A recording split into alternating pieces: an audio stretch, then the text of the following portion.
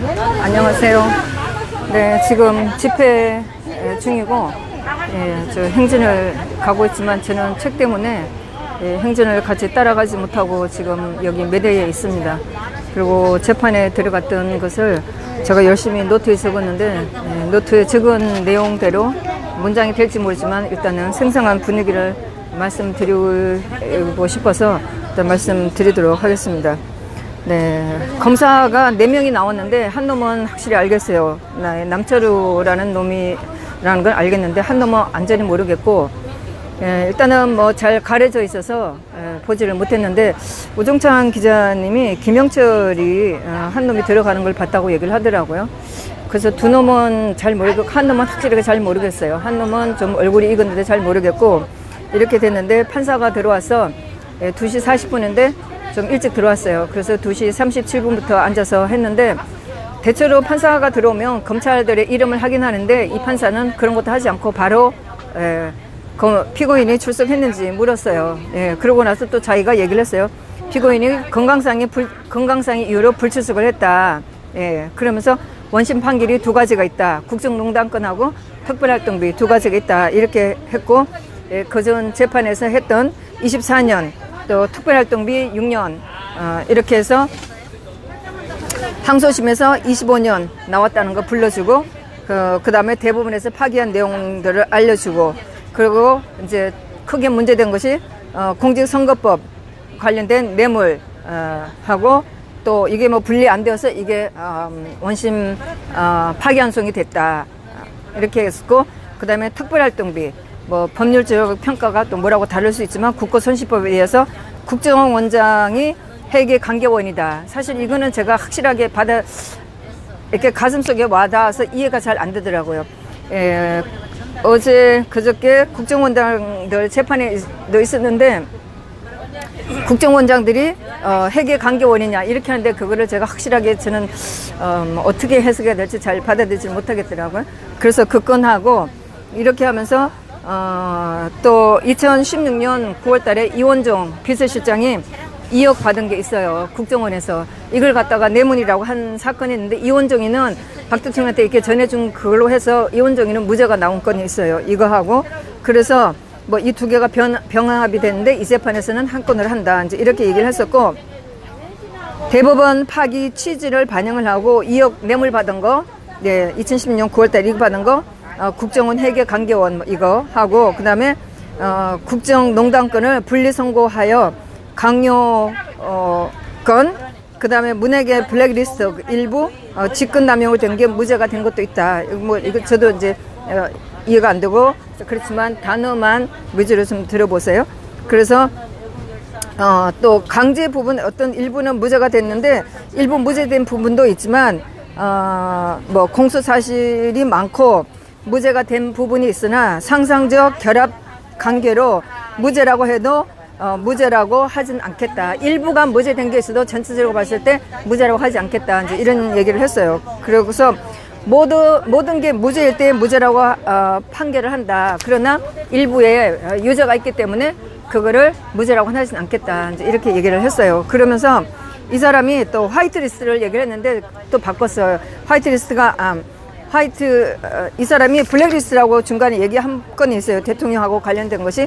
그런데 블랙리스트가 아니고 화이트리스트라 이렇게 말을 바꿨는데, 전체적으로 오늘 재판에서 판사가 화이트리스트, 블랙리스트를 헷갈려 했고, 블랙리스트가 먼저 재판이 끝났고 김기춘 시장님이 4년형을 받았어요. 1심에서는 대통령을 언급 안 했는데 블랙리스트 항소심에서 조영철이가 박 대통령하고 관련됐다고 하면서 김기춘 시장님을 중형을 더 때렸어요. 그랬는데 이 파기환송심된 블랙리스트 이 자체는 아직 재판에서 먼저 대부분에서 판결이 났음에도 불구하고 이게 지금 재판도 시작되지 않고 있고, 화이트리스트는 얼마 전에 선고가 났어요. 김기춘 시장님이 1년으로 났고, 김기춘 시장님이 1년으로 났고 집행유예 2년 이렇게 받은 게 있는데, 아직 블랙리스트 재판도 시작하지 않았는데 이 판사가 화이트리스트하고 블랙리스트하고 헷갈리면서 화이트리스트를 얘기를 했고 블랙리스트는 얘기를 하지 않았었어요.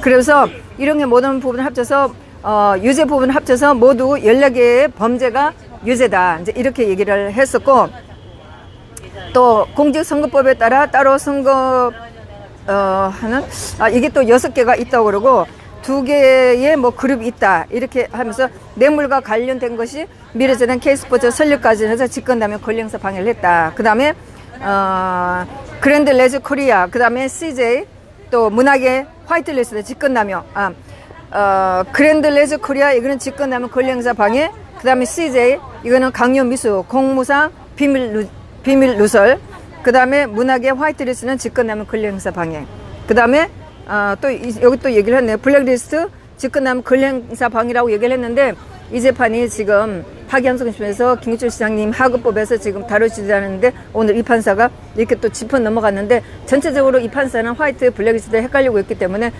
이거는 어떤 뭐라고 해석할지 잘 모르겠어요. 그리고 남재중 국정원장, 이병기 국정원장, 그 다음에 이원종 이렇게 이 사람들이 국정원장이 받은 또 비서실장이 받은 이걸 국권 손실로 한 것을 이것도 한 그룹을 받다고 이렇게 얘기를 하고 뇌물 관련을 해서 롯데 뇌물, SK 뇌물, 삼성 뇌물, 그 다음에 2016년 9월 달에 국정원에서 받은 2억 이걸 또 한 그룹을 받다고 이렇게 얘기를 했고 롯데 직권남용 권리행사 방해, 삼성 직권남용 권리행사 방해 이거를 또 한 그룹을 받다고 그러고 상상적 결합관계로 뇌물죄와 묶이게 된다 이렇게 얘기를 한 거예요. 전부 다 뭐 국정원에 있거나 그 다음에 기업체들한테 받은 거, 기업체들한테 받았다고 하는 거 이걸 전부 다 뇌물죄를 묻겠다는 거고 그 다음에 벌금형은 뇌물죄가 가장 큰 것으로 뭐 죄가 되면 한 2배로 벌금형을 매길 때 뇌물죄가 가장 큰 것으로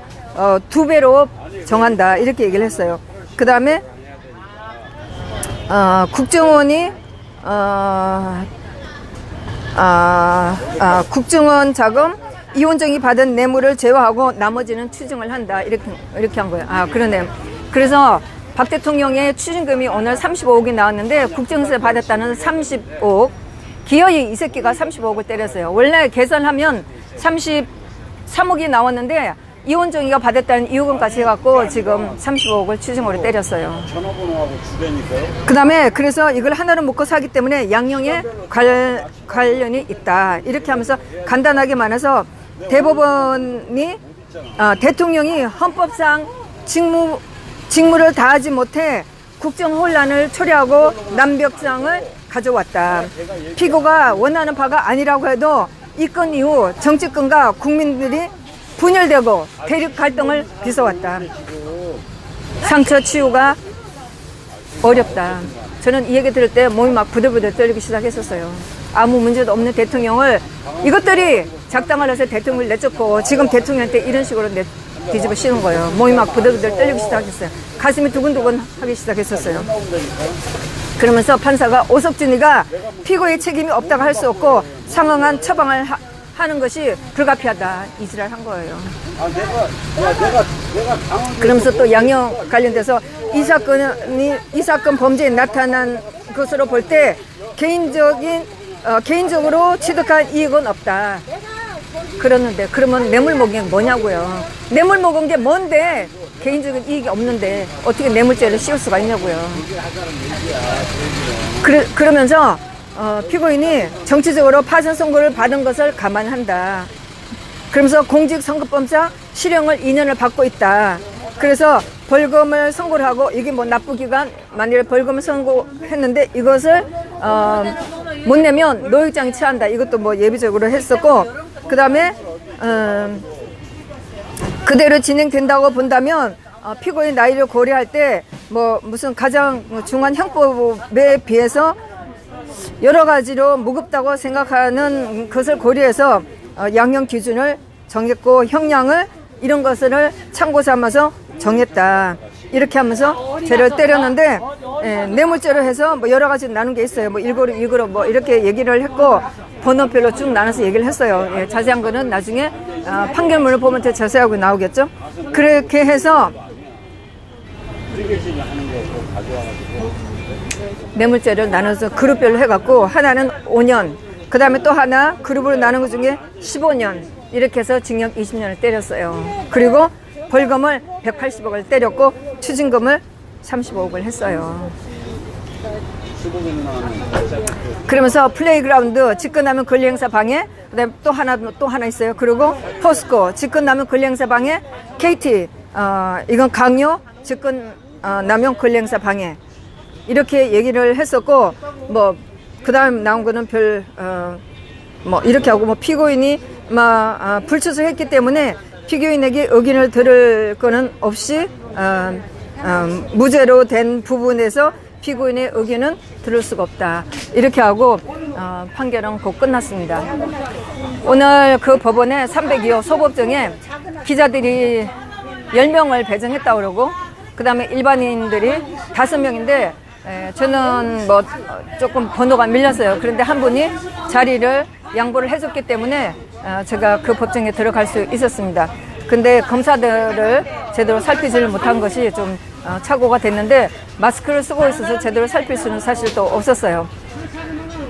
마지막에 판사가 선고를 주문을 외울 때 너무나 가슴이 떨렸고 정말 분노가 많이 치밀었죠. 물론 각오는 했어요. 각오는 하고 좀 침착하려고 생각했지만 판사가 대통령이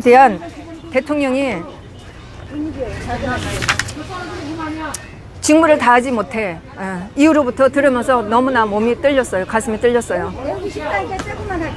선고를 끝나고 돌아가는 판사한테 판사님 제가 큰 소리를 했습니다. 판사님 이러시면 안 됩니다. 헌법 84를 위반하고 대통령을 탄핵시킨 거 무효입니다. 이러시면 안 된다고. 검사들한테도 제가 소리쳤습니다. 문재인, 추미애, 조국, 최강구 하는 꼬라지를 보고 검사들 말이 되는 거냐고. 왜 박 대통령 다 뒤집어 씌우냐고. 당신들은 천벌을 받을 거라고. 이런 식으로 하면 안 된다고 제가 막 소리쳤어요. 법원 직원들이 나가라고 난리를 치죠. 나와갖고 소리쳤습니다. 당신들은 이 나라 국민 아니냐고. 멀쩡한 대통령 내쫓고 대통령들 다 뒤집어 씌고 당신들은 무사할 거냐고. 이 나라는 이렇게 하면 안 된다고 제가 막 소리쳤는데 정말 눈물은 나오진 않았어요. 정말 제가 재판을 들으면서도 정말 눈물이 쏟아질 것 같다는 생각도 몇 번 했지만 눈물은 나오진 않았었어요. 아침에 생각할 때 정말 내가 오늘 판결을 들으면서 법정에서 펑펑 울게 되지 않을까 이런 생각도 했는데 눈물이 나오지 않았고 검사들한테 오지게 소리를 쳤습니다. 정말 할 수만 있다면 더 심한 욕을 해주고 싶어요. 정말 이 나라는 이렇게 해서 천벌을 받을 겁니다. 네? 국민들이 깨어나지 않고 멀쩡한 대통령을 감옥 속에 쳐놓고 모든 거를 박 대통령이 뒤집으시는 이 나라는 천벌을 받을 거예요. 앞으로 저희가 어떻게 할지는 시간을 좀 더 두고 생각을 해보겠습니다. 뭐 오정장 기자는 늦게 오셔서 재판이 열리는 그 법정에 들어오지를 못하고 307호, 310호를 영상으로 중계를 했다고 해요. 사실 지난번에 세월호 그 관련 건으로 다른 두 방에서 중계를 한다는 얘기도 없고 너무나 기가 막혔는데 뭐 이제 뛰어앉기를 하다 보니까 사람들이 법정에 다 들어올 수 없다는 것 때문인지 다른 방에서 비어있는 방에서 중계를 하기로 했나 봐요. 그래서 오늘 다른 두 방에서 하여튼 올라오신 분들은 아마 그 중계를 볼 수 있으나 봅니다. 네, 오늘 또 집회에 나오신 동지님들, 걱정 많이 하는 동지님들, 우리의 의지를 잃지 말고 우리가 열심히 가열차게 더 싸우도록 합시다. 감사합니다.